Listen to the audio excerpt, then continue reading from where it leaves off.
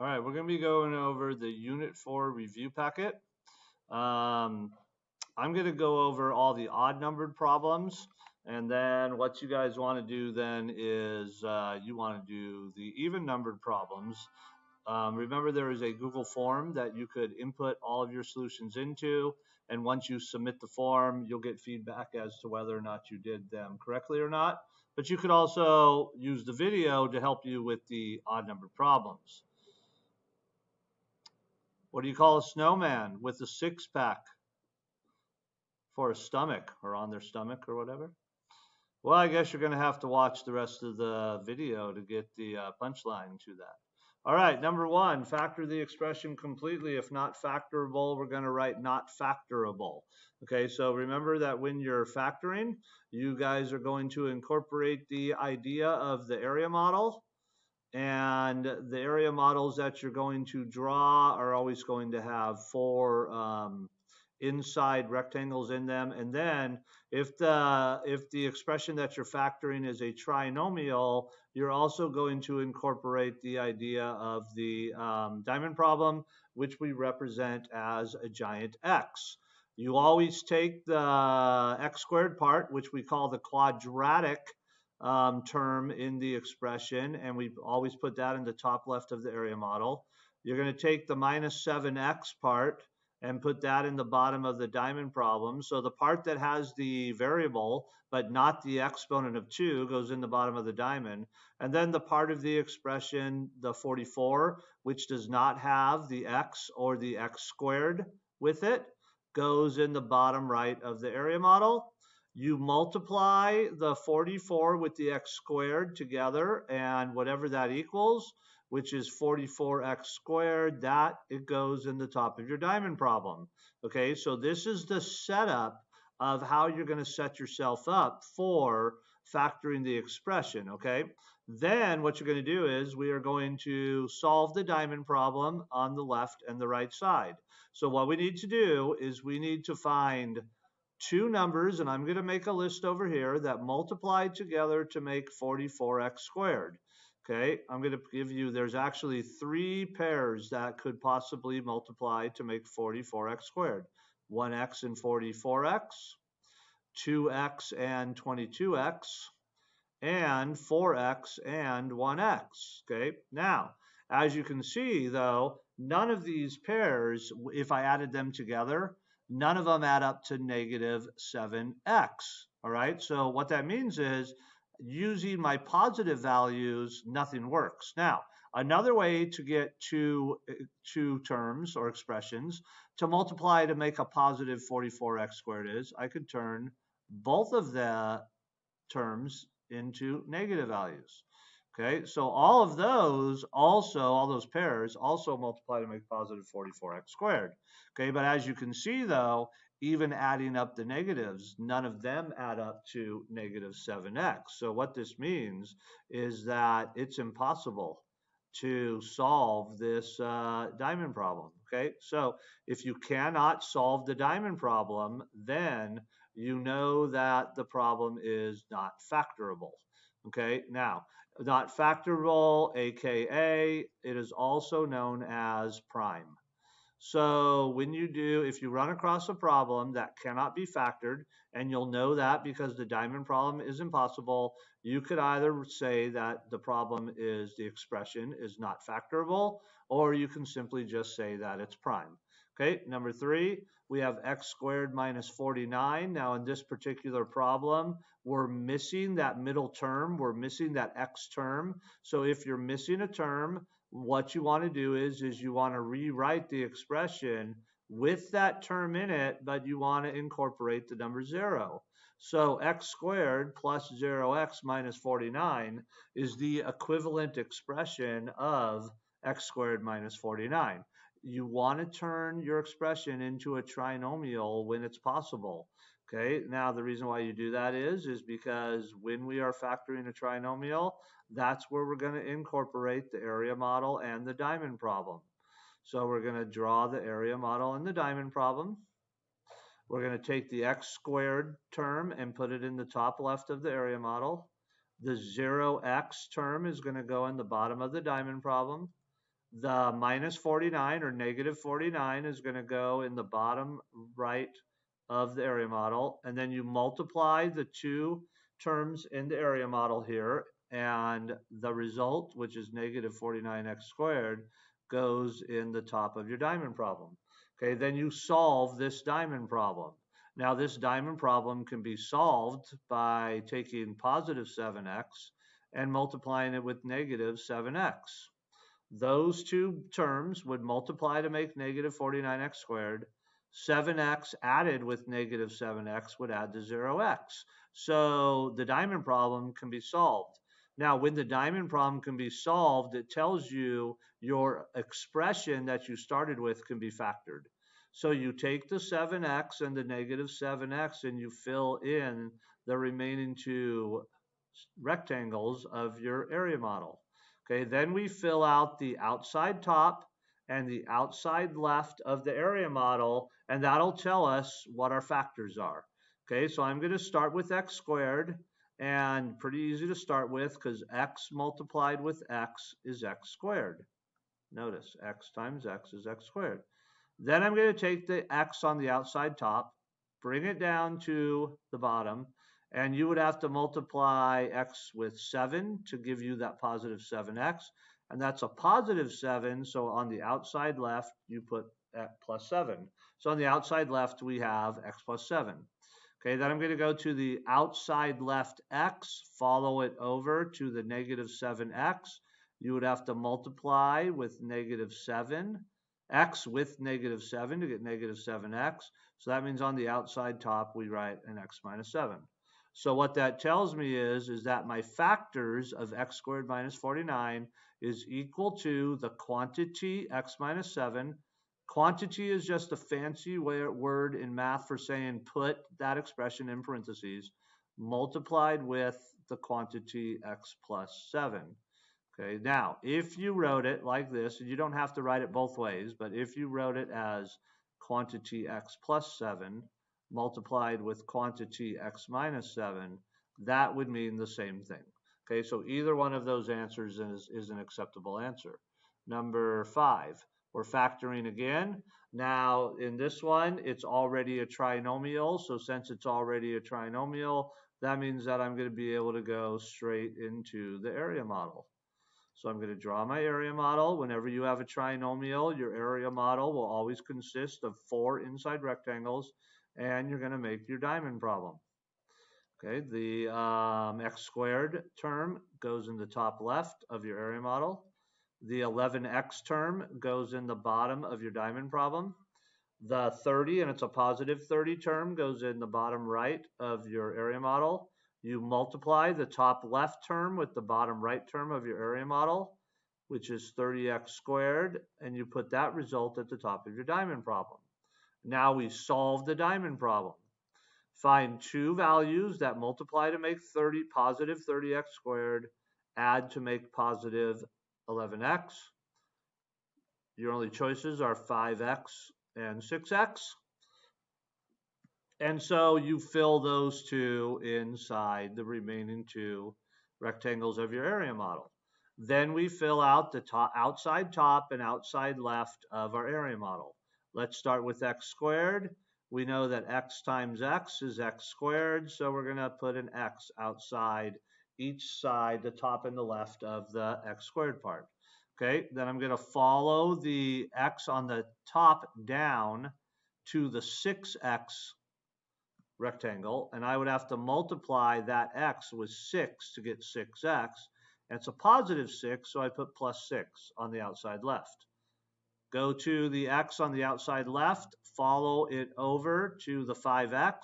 You would have to multiply that x with positive 5, so you put a positive 5 on the outside top. So this tells me that my two factors for the expression x squared plus 11x plus 30 would be quantity x plus 5 multiplied with quantity x plus 6 in either order.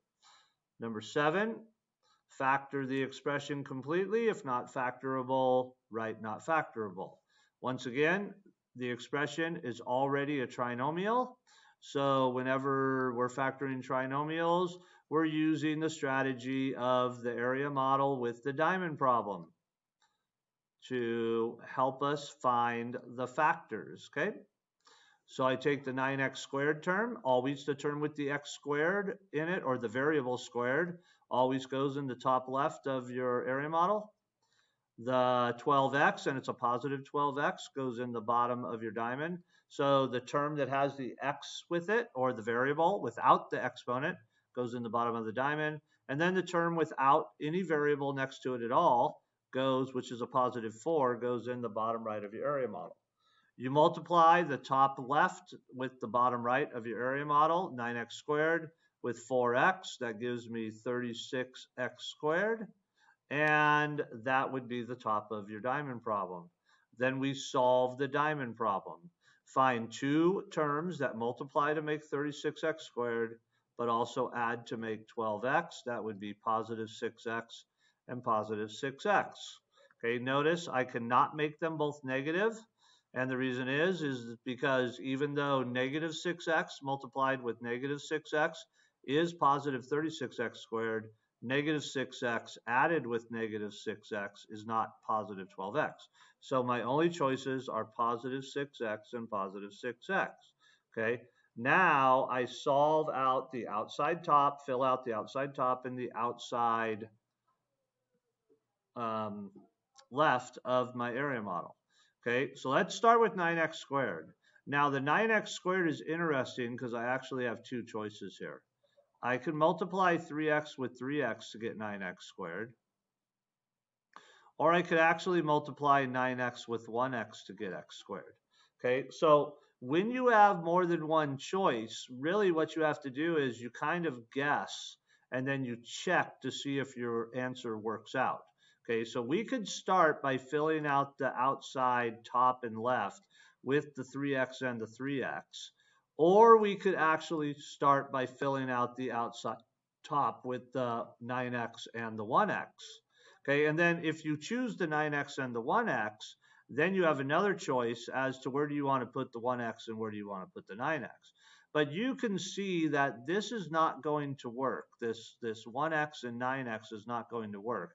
And the reason is because if I follow the 9x over to the 6x rectangle, there's nothing you could multiply with 9x to make it equal to 6x. So what that tells me is that going the route of the 9x and 1x route isn't going to be beneficial for me. It's actually impossible. So that means we have to try the 3x. If one doesn't work, try the other one. Okay, let's follow the 3x over. Both 3x's over and down because they both go to 6x. And you can see you could multiply both of them with positive 2 to get the 6x you need.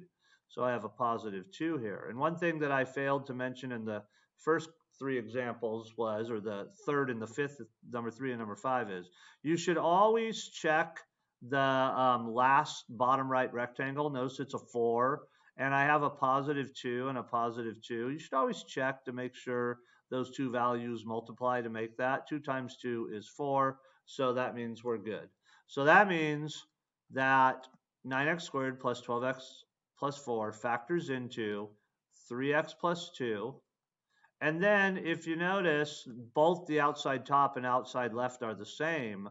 So the way you write that is you have a 3x plus 2 quantity of it to the second power because you have that same expression twice. Okay, number 9. Factor the expression completely. If not factorable, write not factorable.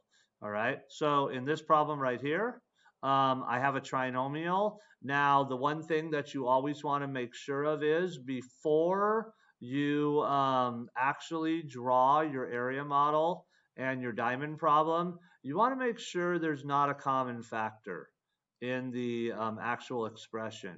And a common factor would be a number that divides into all three parts of the expression. So is there any number that divides into 16 and 24 and 9? The answer is no. There's no such number that divides into all three of those. Okay, so what that means is there is no common factor. If there was a common factor, you would want to divide it out. So let's go ahead and fill in our area model and our diamond problem with what we know, 16x squared, 24x, and 9.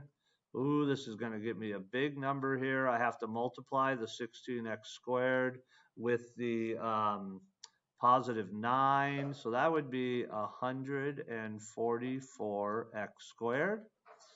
And then I try to solve my diamond problem.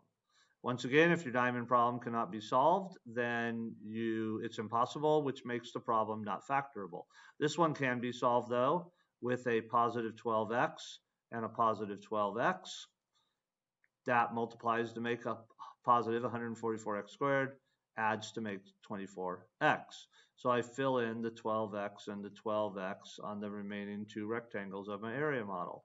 Then I fill out my outside top, outside left of my area model. Now 16x squared, I have, holy smokes, I have three choices. 1x and 16x, 2x, 8x, or 4x and 4x. Not easy to read because I'm kind of trying to smudge it in there. So you have three choices as to what to put.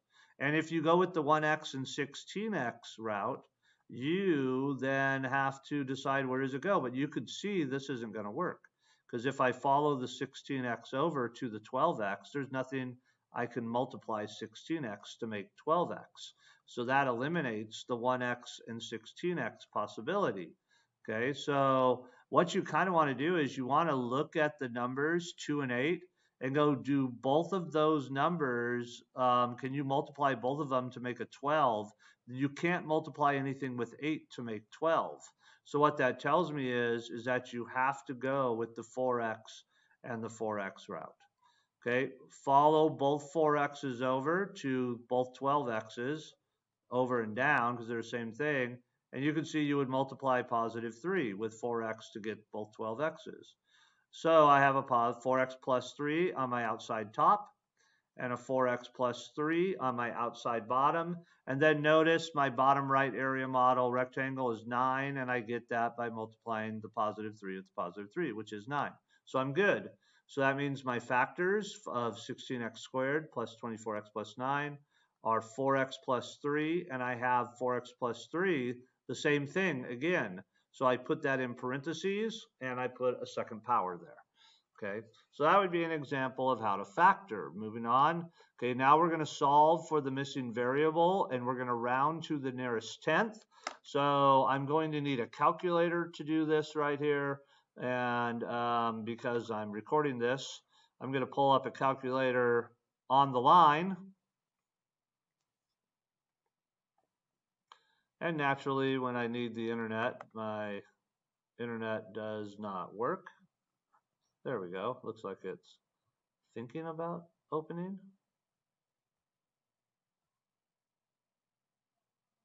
Okay, looks like we're there. I was about to pause the video.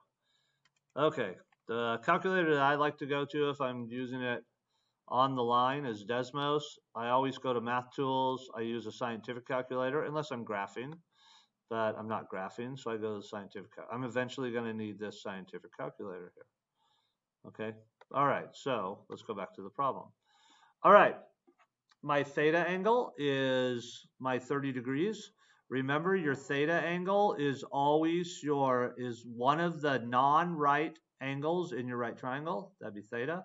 Where the 14 is, that side is the hypotenuse side. And the side where the x is on, that would be considered the adjacent side in the triangle, okay?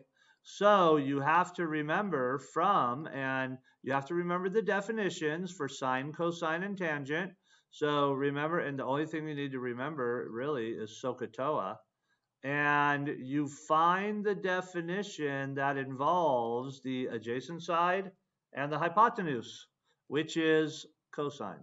So this tells me that I'm going to use the cosine definition, which is cosine of the theta angle is equal to the adjacent side, and I'm going to abbreviate that as ADJ, over the hypotenuse, and I'm going to abbreviate hypotenuse as HYP. Okay, so that is, you're going to use that definition to create an equation, and then you're going to solve the equation. So here's the equation that you're going to create from the definition. You're going to have cosine in the place of theta. You substitute the 30 degrees. You don't have to put the degree symbol. You just put the number 30.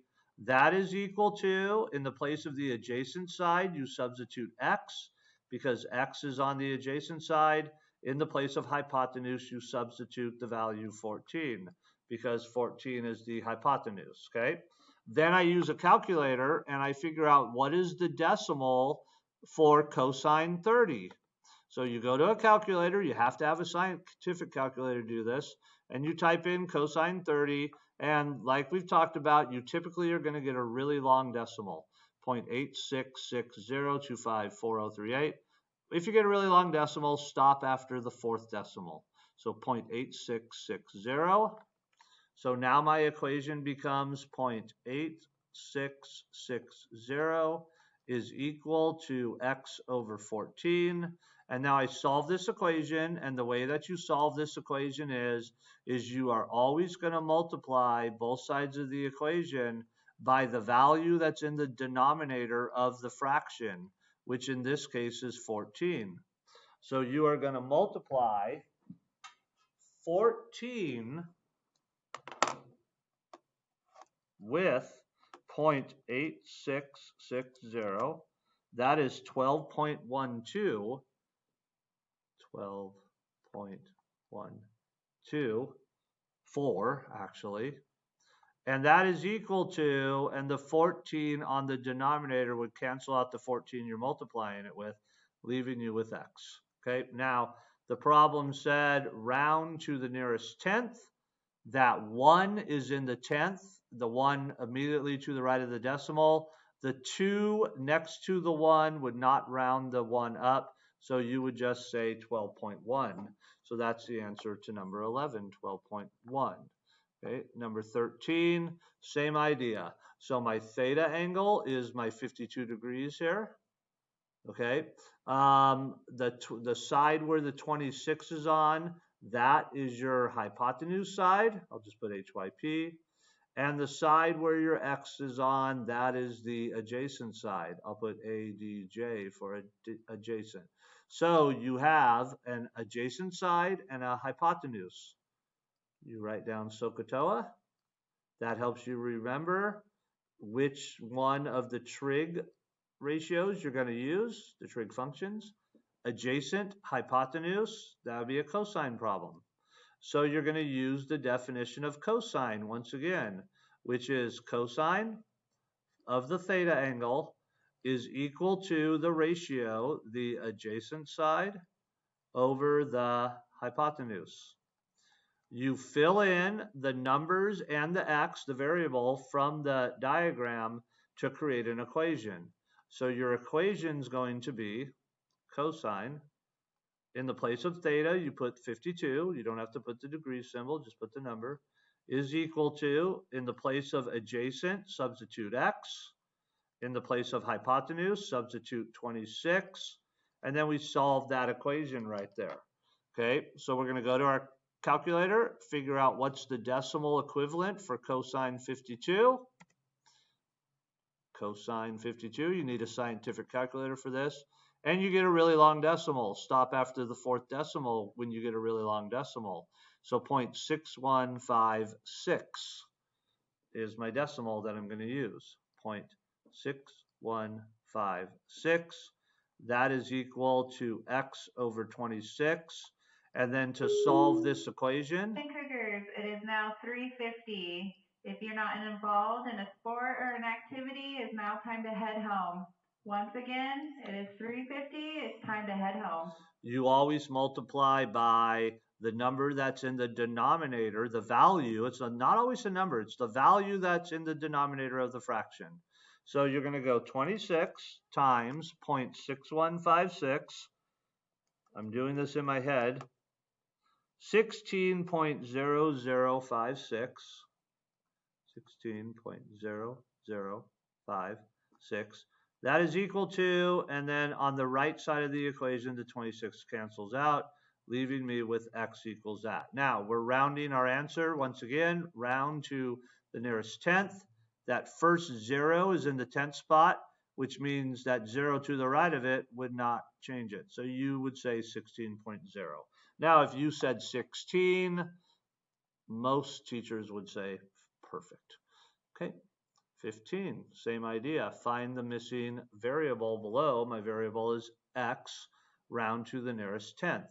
So my theta angle is 37 in this case. The side where the 22 is on, because it's all the way across from the theta angle, that makes that the opposite side, and I'm going to put OPP for opposite. The side where the x is on, that is the adjacent side. And I know that has to be the adjacent side because the side that does not have anything on it is the hypotenuse side.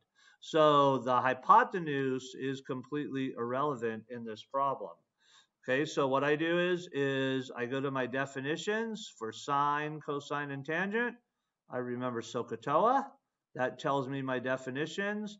I find which one has adjacent and opposite in it. In other words, the O and the A in it, which is that one right there. And the T stands for tangent. So we're going to use tangent this time to solve for x in this problem.